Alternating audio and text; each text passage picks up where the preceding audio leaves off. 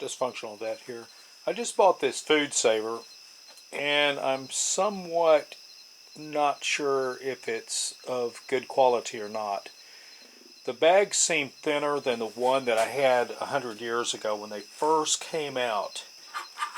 I mean, it used to be, they advertised them on infomercials, and I bought one, and that's been eons ago. And that one worked good.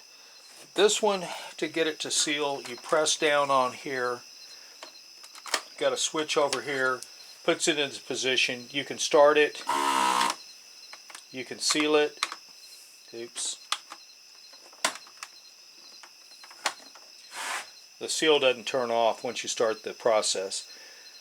I've been double sealing everything. I've tried running it a single time, and it doesn't seem to make a good bond.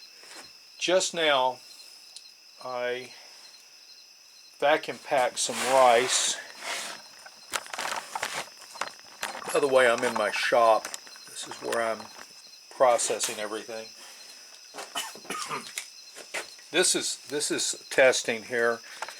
I vacuum packed a bag of rice, and I'm going to put a date on here with a Sharpie, and I'm going to check its vacuum, and I will update and link any other videos to it. As to right now, it's vacuum packed. This is like a rock trying to move it, whereas it's grain.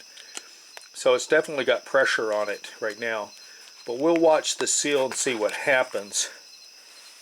And I will keep you informed.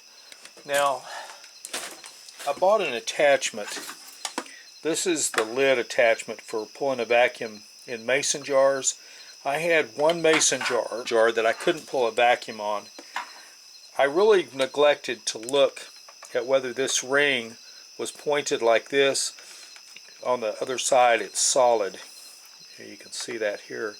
I neglected to look to see how this was put together when I bought it. I had one jar out of 6 that I couldn't seal, no matter how many lids I tried on it. I tried several. It just would not pull a vacuum. I could hear air leaking, and I'm thinking that there's a defect in the bottle itself. For that one, I haven't decided how I'm going to seal it to keep the little bugs that eat grain out of it. But I will let you know as soon as I come up with a fix for that. Now, I can't pull a vacuum on that one, but I do want to keep the bugs out of it. These others, I've put a date on the lid, and I've indicated that they have a vacuum. So if I lose the vacuum, I'll have a clue as to what the date was that I lost the vacuum, and I can figure something out. Now, one thing to note, when I pulled the vacuum on these bottles, I did not heat the lids in boiling water like you're supposed to.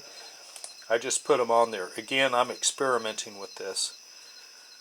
Also, I bought myself a cutter. I don't know what I paid for it. It wasn't much. This is the top piece. It holds it, and then you go back and forth and you cut the stuff up. Oops, I'm about to drop something here.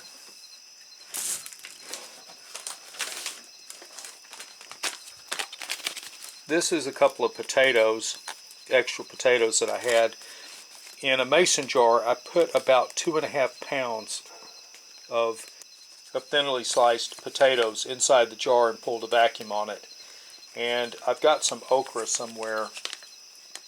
I'm just kind of playing with this right now before I take it in the house. But I have some okra that I pulled a vacuum on, and I will be adding some more okra to it because I feel like I didn't get a good seal on the package. With that said, Dysfunctional Vet out.